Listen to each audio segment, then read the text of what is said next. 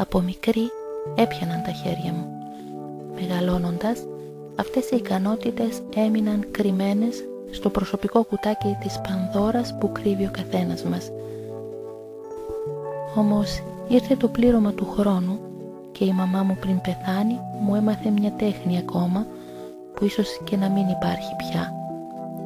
Μου έμαθε να πλέκω ζωνάρια με χάντρες όπως τις είχαν μάθει και εκείνης η μάνα της και η ξαδέρφη της Ηλιένο.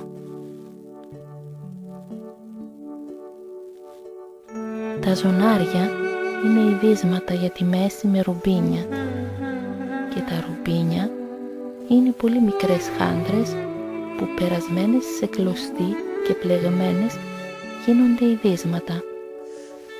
Τα ειδίσματα αυτά τα φορούσαν πάνω από το φουστάνι τους οι κοπέλες τις καλές μέρες.